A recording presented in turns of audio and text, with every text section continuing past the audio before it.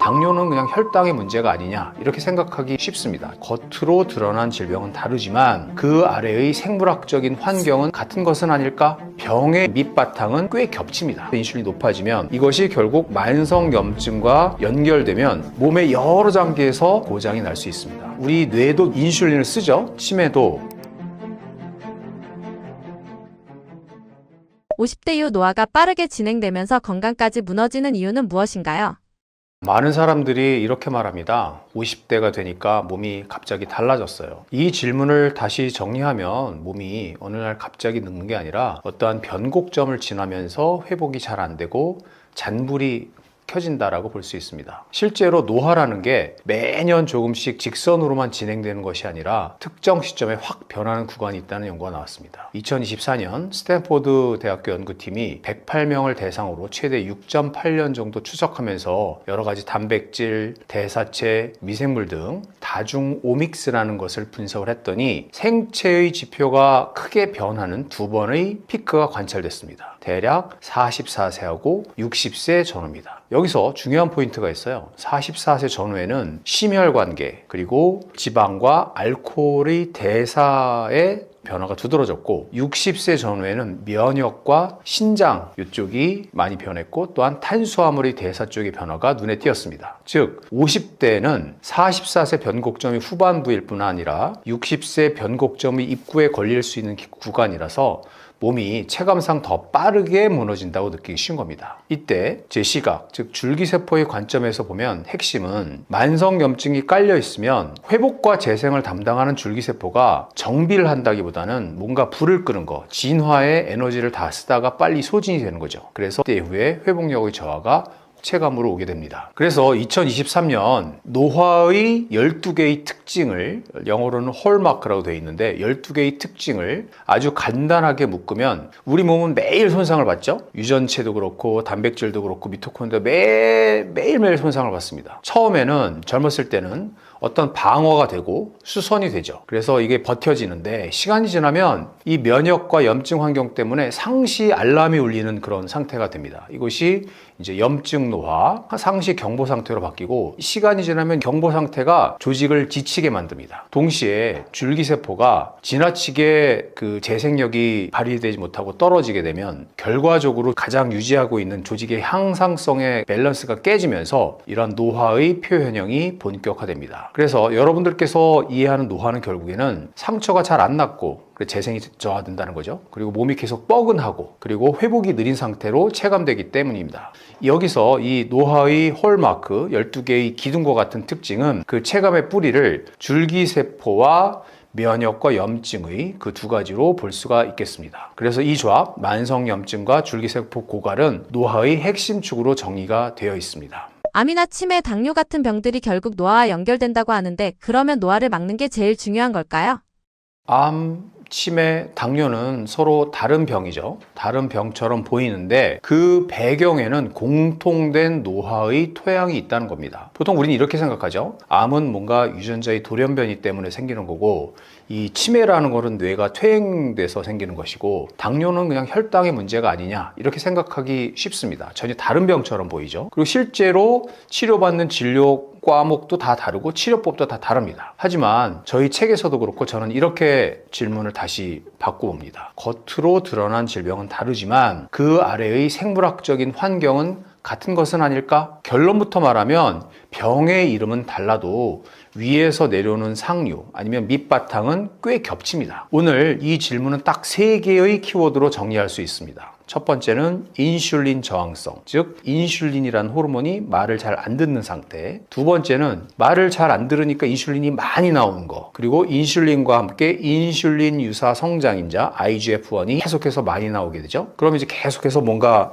그 성장하라는 신호를 보내게 됩니다. 그 다음에 세 번째는 만성염증입니다. 조용한 불씨가 계속해서 불타오르는 겁니다. 그러면 이 3가지 조합이 왜 암, 당뇨, 치매를 한 프레임에 올려놓고 보느냐? 한번 봅시다. 이 암, 당뇨, 치매는 서로 다른 병이지만 인슐린이 높아지고 그래서 인슐린 저항성이 생겨서 인슐린이 높아지면 이러한 인슐린과 인슐린 유사 성장인자가 많이 나오게 되고 이것이 결국 만성염증과 연결되면 몸의 여러 장기에서 서로 다른 이름이지만 다른 병의 이름이지만 고장이 날 수 있습니다. 즉 다시 말해서 당뇨는 연료의 처리의 고장이고 그다음에 암이라는 것은 성장 신호 그리고 만성염증 환경과 연관이 돼 있고 치매라는 것은 뇌에서도 인슐린 신호를 받거든요. 뇌 인슐린 신호, 혈관, 염증 문제와 당뇨의 연관 위험이 증가됩니다. 결국에는 혈당은 숫자지만 인슐린과 염증은 몸의 분위기고요. 그 분위기가 오래가면 병의 이름이 달라질 뿐 방향은 비슷해집니다. 그래서 당뇨라는 것은 연료 시스템의 고장인데 특히 2형 당뇨죠. 우리가 말하는 것은 이것은 단순히 혈당만 높은 병이 아니라 더 본질적으로는 연료, 여기서 포도당이죠. 포도당을 처리하는 시스템에 과부하가 걸린 상태예요. 그러니까 쉬지 못하고 계속해서 당이 들어오니까 시스템에 과부하가 걸린 상태죠. 그래서 초기에 흔히 벌어지는 일이 뭐냐? 혈당을 잡기 위해서 몸이 인슐린을 계속 해서 많이 뿜어냅니다. 그러면 결국에는 인슐린 저항성 그리고 고인슐린 혈증 이것이 자주 동반된 것입니다. 두 번째로 암이라는 것은 인슐린과 IGF-1 인슐린 유사 성장인자 많이 나오게 되고 이것은 세포 입장에서는 성장의 버튼이 눌려진 거예요. 그러면 인슐린과 IGF-1이 많이 떠다니면 암세포 입장에서도 보면 성장이 뭔가 보너스가 생기는 셈이에요. 그래서 리뷰 논문들에서 많이 얘기하는 건데 인슐린 저항성으로 해서 고인슐린 상태가 되면 이게 인슐린과 IGF-1 축을 자극하고 이것이 종양의 성장과 연관된다는 내용이 잘 정리가 되어 있습니다. 즉 인슐린과 IGF-1은 원래는 성장과 합성을 돕는 호르몬인데 이게 만성적으로 높아지게 되면은 일부 상황 쪽에서는 세포 증식 쪽으로 신호가 유리해지고 정상 세포의 성장에 쓰이던 버튼이 어떤 조건에서는 종양 세포의 성장에 이용될 수 있다는 그림이 나옵니다. 그리고 이것 외에도 두 번째 공범이 등장합니다. 암에서 두 번째 공범은 바로 만성염증입니다. 즉 만성염증이 깔리게 되면 암이 자라기 좋은 환경을 만듭니다. 즉 여러 가지 당뇨 같은 대사증후군, 비만, 고혈당이 깔려있는 몸은 종종 만성의 저등급 염증 상태를 같이 갖고 가는데 이런 상태가 바로 암 발생과 진행에 연결될 수 있다는 설명은 아주 귀에 못이 박히도록 나옵니다. 그래서 최근 리뷰에서는 이 대사증후군의 구성 요소가 면역 이상과 같은 경로로 암과 연결될 수 있다고 정의하고 있습니다. 그러면 세 번째로 치매에 대해서 한번 봅시다. 치매도 우리 뇌도 인슐린을 쓰죠. 그래서 뇌의 연료 신호가 흔들리면 기억이 흔들립니다. 이게 이제 많은 분들이 여기서 깜짝 놀라실 수 있는데요. 뇌가 인슐린과 무관한 기관이 아닙니다. 뇌에서도 인슐린 신호는 여러 가지 신경의 보호, 그 다음에 시냅스, 기억 회로의 기능, 에너지 이용 같은 것들로 연결됩니다. 한 어떤 리뷰에서는 인슐린 저항성이 고인슐린 혈증 그리고 손상된 인슐린 신호 전달로 인지 기능 저하를 촉진할 수 있으며 특히 알츠하이머 환자에서 뇌나 뇌 척수액에서 인슐린은 낮고 혈장의 인슐린은 높게 관찰되는 패턴이 언급됩니다. 그럼 이제 여기서 이런 질문을 할 수 있겠죠. 당뇨가 있으면 치매가 진짜 맞나요? 여러 가지 전향적인 관찰 연구들을 보아서 분석한 메타 분석에서 보면 당뇨가 있는 사람들이 없는 사람들에 비해서 치매가 생길 확률은 상대적인 비율이 1.73배 그리고 알츠하이머 병의 그 상대적인 위험도는 1.56배 그리고 혈관성 치매 위험은 2.27배로 높게 되어 있습니다. 즉 이 얘기는 당뇨가 치매를 100% 맞는다 이런 뜻은 아니에요. 하지만 당뇨가 있으면 그 배경의 인슐린 저항성과 혈관 염증 문제 때문에 치매의 위험을 유의하게 올릴 수 있다는 가장 연관된 신호로 받아들이는 게 정확합니다. 그리고 알츠하이머의 별명 같은 게 있죠. 알츠하이머 병을 제3형 당뇨라고도 합니다. 그래서 마지막으로 종합을 해보면 이 연결고리는 예방적인 측면에서 보면 이 병이 서로 연결되어 있다고 볼 수도 있지만 반대로 보면 이 인슐린 저항성과 염증을 잘 관리하면 이 여러 가지 병의 위험성을 같이 낮출 수도 있다 이렇게 볼 수도 있어요. 그래서 이 병의 이름이 결국에 다 다르지만 우리 몸에서는 인슐린의 문제, 만성염증의 문제, 그리고 이 회복 시스템, 줄기세포의 저하가 함께 움직일 때 이런 일이 발생하니까 제가 많이 쓰는 비유인데요. 우리 몸속에 염증이 있으면 불씨가 이렇게 날아다닙니다. 불씨가 날아다니다가 어느 장기에 자리를 잡느냐에 따라서 병의 이름이 결정되는 경우가 많습니다. 쉽게 피로해지고 피곤이 회복이 안 되는데 이것도 노화와 관련이 있나요? 많은 분들이 이런 경험을 하시죠. 건강검진을 했는데 정상이에요. 그리고 큰 병도 없어요. 근데 내가 느끼는 거는 자고 일어나도 개운하지 않고 예전보다 좀 쉽게 지치고 운동하는데 회복도 잘 안 되고 뭐 감기 한번 걸리면 오래 가고 뭐 이유 없이 의욕도 안 생기고 무기력합니다. 이럴 때는 우리가 보통 나이가 들어서 그렇지 라고 생각할 수 있어요. 그 말은 틀린 말은 아니지만 단순히 나이 때문이 아니라 노화의 어떠한 생물학적 변화 때문이라고 볼 수 있습니다. 이건 이제 질병 이전 단계에서 가장 흔히 느끼는 노화 체감 신호 중에 하나인데요. 여기서 저는 두 가지를 강조하고 싶습니다. 하나는 우리 몸속의 발전소 아니면 충전소라고 할 수 있는 미토콘드리아의 효율이 떨어지는 거 하나, 그리고 두 번째로는 우리 몸속에 계속해서 잔불, 만성염증, 그리고 그로 인한 염증 노화의 배경, 이게 깔려 있다는 것 때문에 이게 생긴다고 볼 수 있습니다. 즉 우리 몸속의 발전소 또는 충전소인 미토콘드리아가 지치게 되면 ATP라는 배터리 충전이 덜 되고, 그러면 이 에너지 배터리 충전이 안 되니까 결국에는 같은 일을 해도 더 피곤하게 됩니다. 그래서 더 피곤하면 운동도 못하게 되고, 운동이 줄면 근육도 줄고, 근육이 줄면 또한 대사 효율까지 영향을 미치게 됩니다. 그럼 또 다시 피곤해지죠. 이런 악순환의 고리에 염증까지 얹혀지면 회복이 더 느려지는 거예요. 여기서 줄기세포의 고갈이 왜 중요하냐면, 줄기세포가 없어진다는 뜻이 아니라 줄기세포의 능력이 떨어지는데, 결국에는 회복이라는 거는 결국에는 뭔가 조직을 수리하고 재생하는 능력이 필요한데 그 중심에 줄기세포가 있죠. 근데 이것은 피로와 회복에 지연되는 것은 단순히 기분 문제가 아니라 이러한 줄기세포로 인한 수리하는 그런 뭔가 시스템이 예전만큼 못하다는 신호일 수 있습니다. 그래서 뭐 우리가 간단히 체크해 볼 수 있는 게, 예전엔 하루 쉬면 회복되는데 요즘엔 2, 3일 간다, 또는 뭔가 상처나 피부 트러블이나 이런 거 회복이 느리다, 운동하면 옛날엔 상쾌했는데 요새는 더 지친다, 그다음에 잠을 자도 개운하지 않다, 이런 것들이 겹친다면 이 나이 탓만 하기 전에 여러 가지 혈액, 염증, 수면, 식습관부터 점검하는 것이 효율적일 것 같습니다. 지금 내가 단순히 나이가 드는 과정인지 아니면 노쇠 단계에 들어선 상태인지 구분할 방법이 있나요?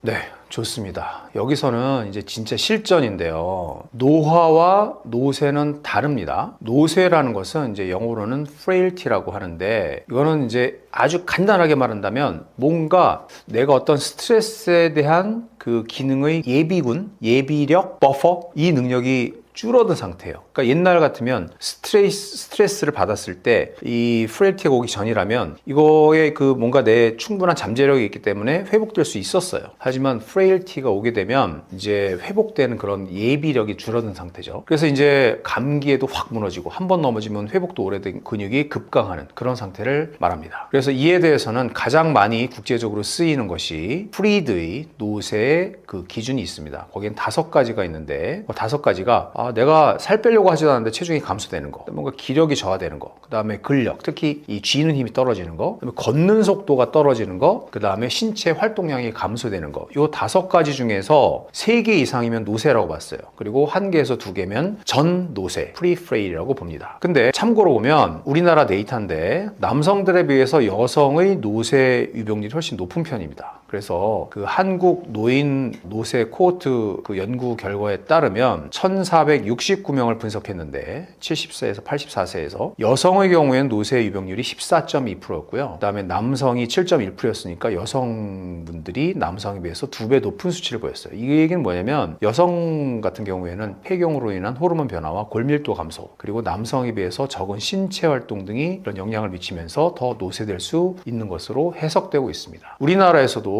그 분당 서울대병원에서 K-프레일이라고 하는 좋은 선별 도구를 제시한 바 있습니다. 그래서 이건 약자를 따서 F, 그런 건 fatigue, 피로죠. 그 다음에 R은 resistance, 계단 같은 거. 그 다음에 A는 ambulation, 보행. 그 다음에 I는 illness, 질환. 그 다음에 L은 loss of weight, 그러니까 체중 감소. 이 5가지 문항이에요. 그래서 0점이면 당연히 건강하고, 1에서 2점이면 전 노쇠고, 3점 이상이면 노쇠로. 요거는 되게 이제 우리나라에서 되게 3분 이내로 측정 가능하다고 보고 돼 있어요.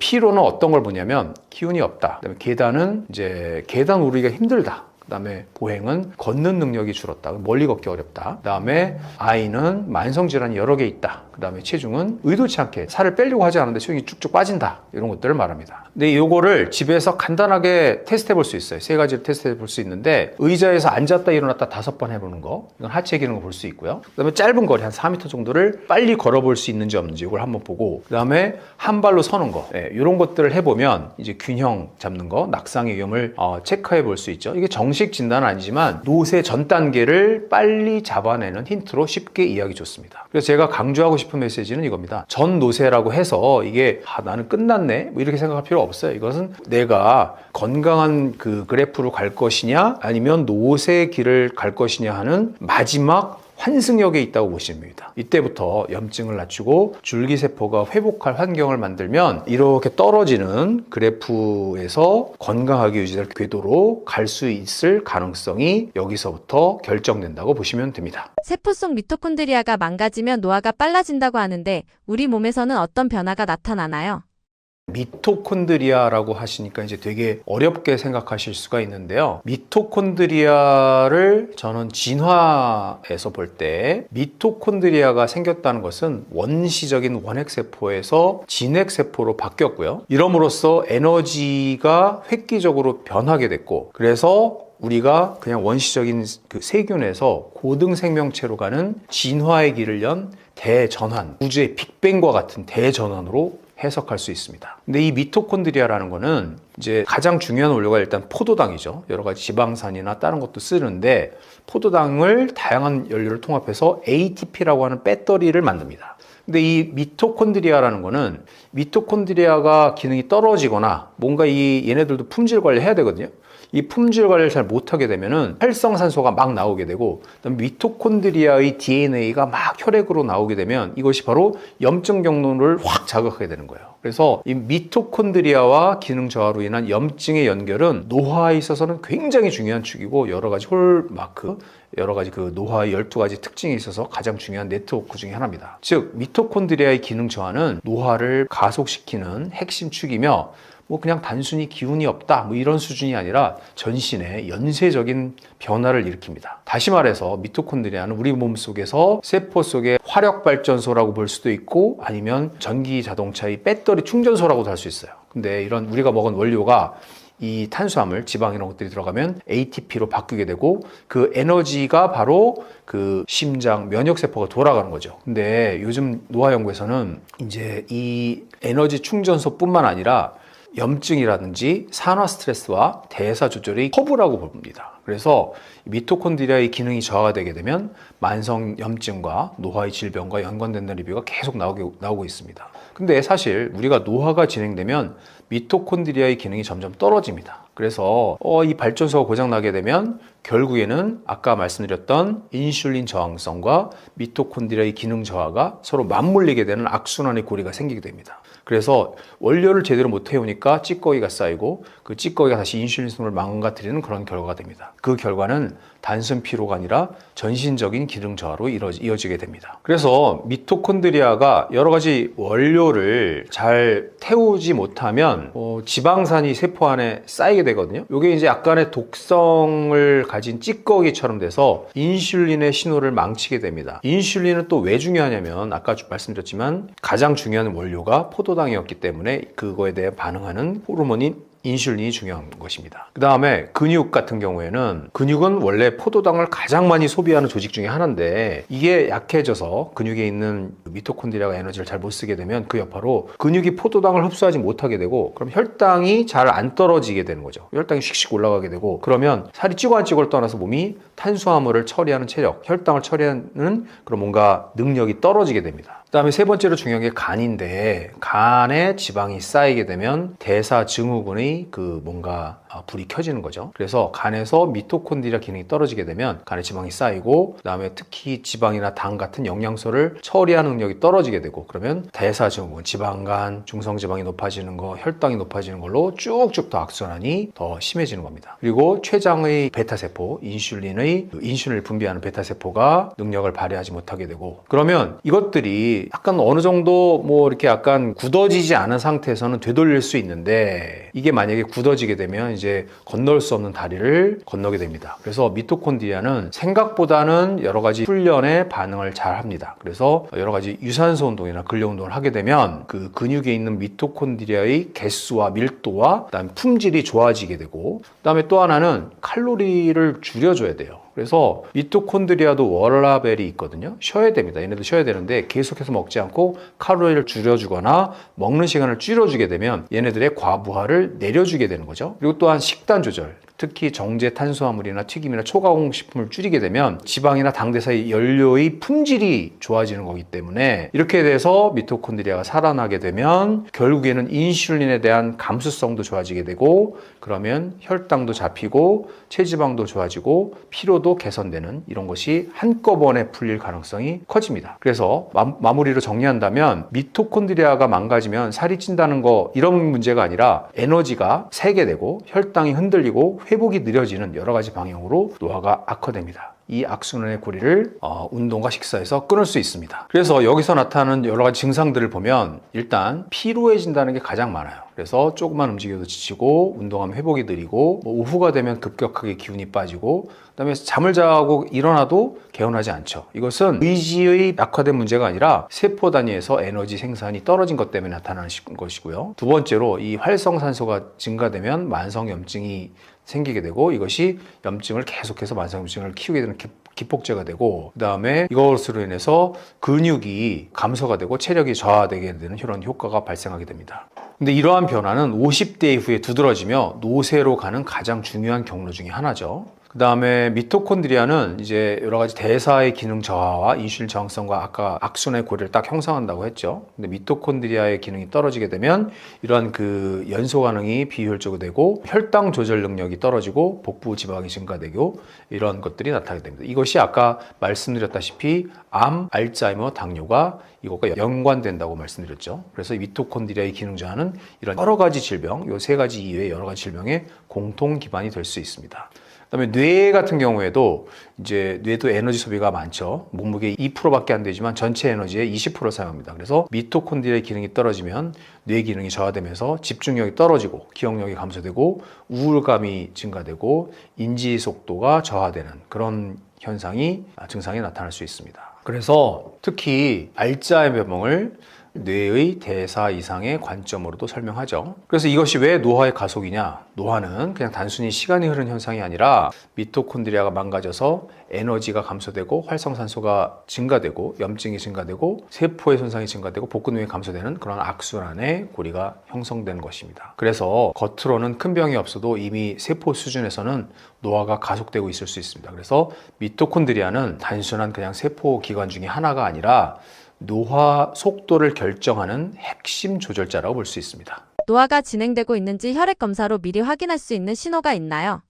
네, 세계의 수많은 과학자들, 의학자들이 딱 하나의 노화의 바이오마커가 있으면 좋겠다고 생각하고 있습니다. 그걸 찾기 위해서 전 세계적으로 열심히 연구를 하고 있지만 아직 딱 하나의 지표로 결론이 나오고 있지는 않아요. 근데 혈액 검사는 노화 여부를 마법같이 딱 찍어낼 수 있는 건 아니지만 이 내 몸이 어떤 방향으로 가고 있는지를 보여주는 아주 강력한 데이터입니다. 특히 우리 그 스탠포드 네이처 에이징 연구에서 나와 있듯이 여러 가지 임상 검사 항목에서도 연관성이 있다는 것이 증명됐습니다. 그래서 혈중 요소 질소 BUN, 그 다음에 혈당, 적혈구의 평균 적혈구 혈색소량, 적혈구의 그 분포폭, 이런 것들이 많이 그 나이 변화 곡선과 관계가 있다. 이런 것들이 그 논문에서 언급이 됐고요. 제가 보기에는 현실적으로 아래 세 가지를 기본으로 보는 것이 중요하다고 봅니다. 하나는 염증, 또 하나는 대사, 그 다음에 미토콘드리아의 기능을 간접적으로 평가하는 약간 산화 스트레스 신호, 이 세 가지가 중요합니다. 그래서 먼저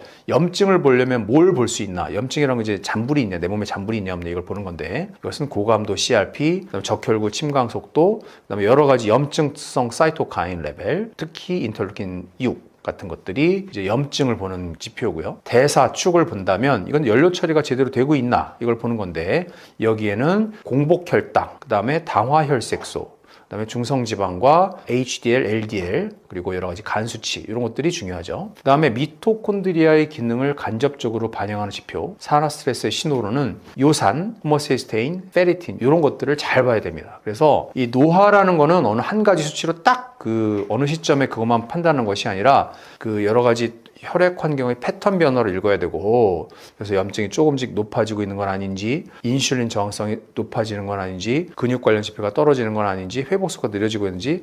그래서 비록 병이 아직 비정상적인 단계가 아니더라도 노화가 진행될 수 있는 가능성이 높기 때문에 이에 대해서는 어떻게 해석해야 되냐면, 어떤 그 단일 결과보다는 추세가 중요하고요. 그다음에 정상 범위 안에서도 최적 구간을 봐야 되고, 그다음에 최근 1, 2년 동안의 변화의 방향이 중요합니다. 노화는 어느 날 갑자기 병으로 나타나는 것이 아니라 혈액 환경의 작은 변화로 먼저 시작됩니다. 그래서 결론적으로 혈액 검사로 노화를 완전히 진단할 수 없지만 고감도 CRP, 공복 인슐린, 중성지방과 HDL의 비율, 중성구와 림프구의 비율, 호모시스테인 이런 것들을 잘 종합해 보면 노화의 방향성과 대사 염증 상태를 미리 파악할 수 있습니다. 즉 노화를 시간이 아니라 혈액과 세포 환경의 변화로 보는 것이 정확한 포인트입니다. 염증을 방치하면 건강에 어떤 심각한 영향이 있는 건가요? 우리가 흔히 염증 그러면 아프고 붓는 거 이것들을 생각할 수가 있는데요. 여기서 말하는 염증은 그런 급성의 염증을 의미하는 게 아닙니다. 우리가 주목해야 될 것은 눈에 띄지 않는, 붓거나 부는 게 아닌, 아픈 게 아닌 그런 낮은 강도의 만성 염증입니다. 이 염증은 급성 염증 같은 경우에는 열이 나거나 붓거나 아프거나 한데, 이 만성 염증은 아프지도 않고 검사를 해도 큰 이상이 없을 수가 있어요. 그리고 컨디션이 예전 같지 않나? 뭐 이렇게 생각할 수 있어요. 근데 문제는 이미 이 단계에서는 세포 내 환경은 변하기 시작했다는 거죠. 우리가 가장 먼저 느끼는 그 증상은 피로입니다. 염증이 지속되게 되면 면역계가 계속 그 알람 상태를 유지하게 되는 거거든요. 그러면 이 면역 반응이 에너지를 쓸데없는 데 많이 쓰고 있는 거예요. 그렇게 되면 피로하거나 자도 개운하지 않고 오후가 되면 급격하게 떨어지는 체력 등이 있습니다. 그래서 이 단계에서 뭐 내가 나이가 들어서 그렇지 이렇게 넘길 수가 있는데,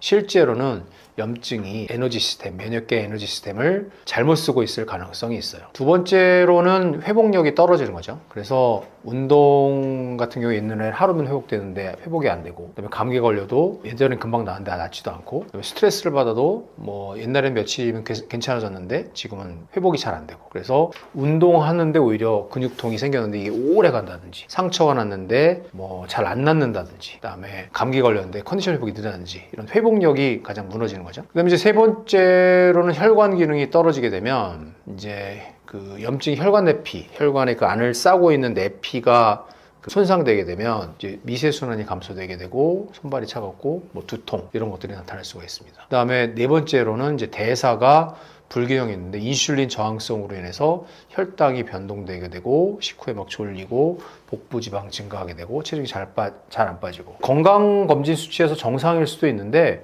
이미 몸은 그쪽으로 가고 있을 그런 부담을 받고 있는 상태일 수가 있어요. 이제 뇌의 기능도 변화되는데, 이제 뇌가 염증으로 인해서 영향을 받게 되면은 이제 집중력이 저하되게 되고 브레인 포그라고 해서 뭔가 안개 낀 느낌, 그 다음에 감정의 기복도 막 왔다 갔다 하고 약간 우울해지고 짜증 많이 나고 잠도 못 자고 뭐 이런 것들이, 수면의 질이 저하되는 거, 이런 것들이 생길 수가 있어요. 그래서 이게 단순히 기분 문제가 아니라 신경계가 염증신호에 노출된 거일 수가 있습니다. 그 다음에 이것들이 이제 조금 오래가 되면 이제 근감소증, 동맥경화, 경도인지 장애부터 해서 치매, 당뇨, 심혈관 이런 것들의 위험이 증가가 될 수가 있습니다. 그래서 이 염증, 만성염증, 염증 노화가 무서운 이유는 크게 아픈 신호로 시작되는 것이 아니라 뭔가 이렇게 조금씩 일어나게 되는데, 이게 왜 위험하냐면 이거를 나의 탓으로 생각하고 그냥 덮어두고 뭐 그다음에 그냥 병이 있으면은 약을 먹어서 그냥 대충 수치가 좋아지고 그러면 이제 그냥 그 내 증상이 가려지는 거죠. 그렇게 되면 결국에는 추후에는 병이 고착화될 수 있고, 그래서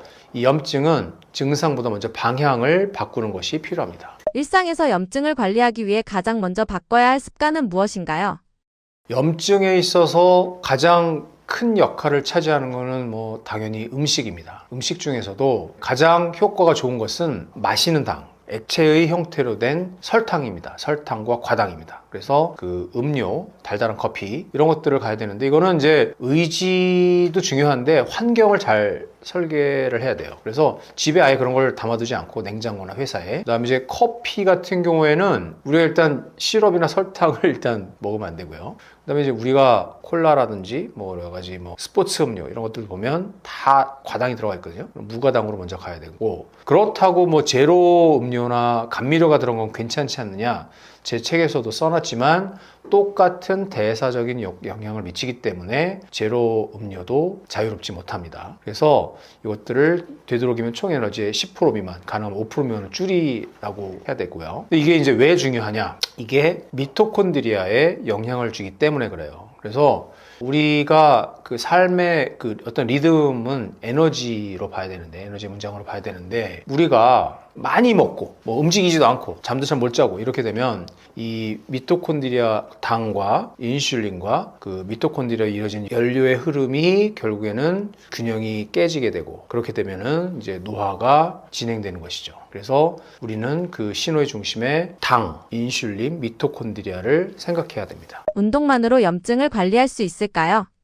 네, 운동은 매우 중요하죠. 근데 운동만 한다고 모든 게 해결되지는 않습니다. 아까도 말씀드렸다시피 음식과 스트레스, 음주, 흡연 이런 것들이 다 영향이 있죠. 운동 같은 경우에는 최소 기준은 잡아두는 게 좋아요. 뭐 WHO에서는 주당 중강도를 뭐 150분에서 300분, 고강도를 75분에서 100분 그걸 권고하기도 하는데, 여기서 우리가 생각해야 될 것을, 운동을 자꾸 여러분들은 살 빼기로만 생각을 합니다. 운동을 해서 살 빼야 되지 않느냐. 하지만 이제 우리가 염증 관리 측면에서 운동은 미토콘드리아의 수를 늘리고 미토콘드리아의 품질 관리를 하고, 그다음에 혈당의 파동을 늦추고 면역을 안정화하는 것으로 봐야 됩니다. 그래서 우리가 이제 미토콘드리아라는 게 우리의 진화에 있어서 굉장히 중요하고, 미토콘드리아의 품질 관리가 제대로 되지 않으면 염증 경로를 자극하게 되고, 그다음에 이 미토콘드리아 염증이 노화의 매우 중요한 축이다. 그리고 우리의 노화에 있어서 그 가장 핵심적인 조절자다. 이런 것들을 많이 얘기했죠.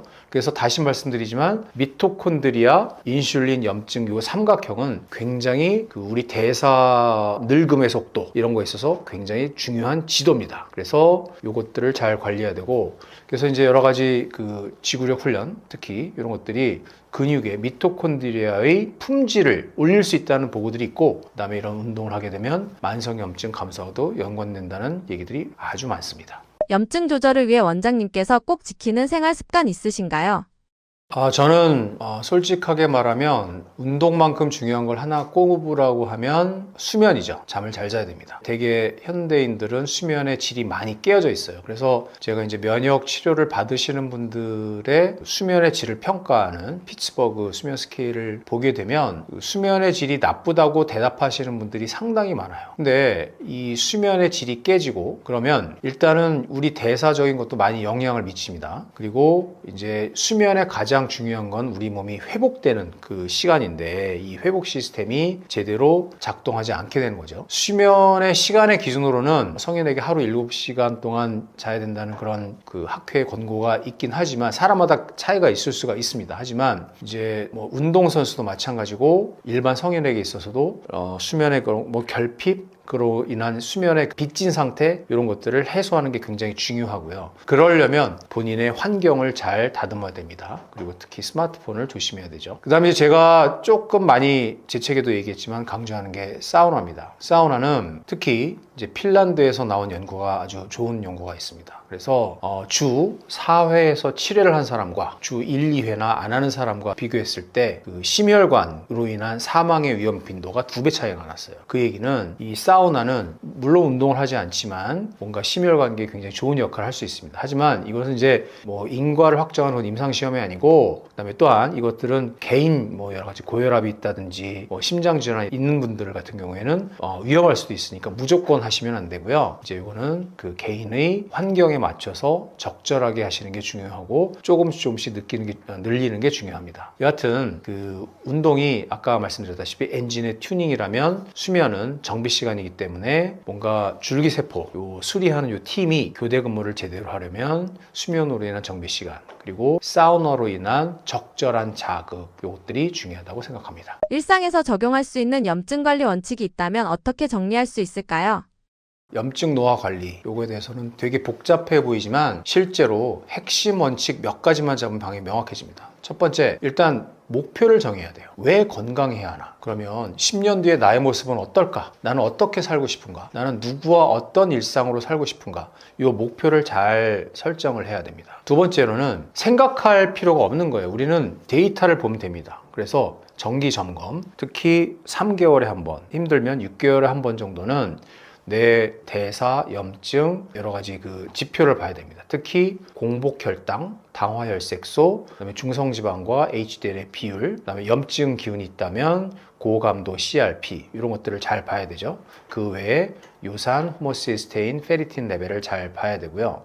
그다음에 이제 내 기능, 손 힘, 보행 속도, 체성분 이런 것들 아까 말씀드렸다시피 노쇠와 관련된 지표로 주기적으로 체크하는 게 굉장히 중요합니다. 그다음에 이제 세 번째 단계는 일단은 여러 가지 지표를 통해서 데이터를 통해서 뭔가 내가 정리를 해야 되겠다라고 생각하면 일단 제일 중요한 영향을 미치는 것이 식단이라고 했죠. 그래서 식단 중에서 백해무익한 그러나 쉽게 고칠 수 있는 여러 가지 음료, 설탕이 들어간 음료, 과당이 들어간 음료를 아예 빼버려야 되고 그다음에 정제 탄수화물의 빈도를 줄이고 그다음에 디저트 사람이 살면서 안 먹을 수 없는데 그것을 디저트로 식후에 먹는 것으로 먹는 순서를 바꿔야 되는 거 이런 것들이 중요합니다. 그다음에 네 번째로는 적당한 근육과 운동 그리고 수면으로 회복력을 만들어야 됩니다. 그래서 이 우리 몸속에 줄기세포가 있는데 어렸을 때는 많았던 줄기세포가 점차 고갈이 됩니다. 노화의 중요한 특징 중 하나 고갈. 줄기세포가 없어지는 게 아니에요. 줄기세포의 환경이 안 되기 때문에 얘네들이 재생이나 회복을 하는 데 쓰지 않고 비상근무를 자꾸 하게 되니까 이 만성염증이 중요하다는 얘기를 한 겁니다. 그래서 비상근무 체제로 얘네들을 헛되이 쓰지 말고 정비 업무를 하게 만드는 것 이것이 우리 몸을 건강하게 만드는 4단계라고 볼 수 있겠습니다.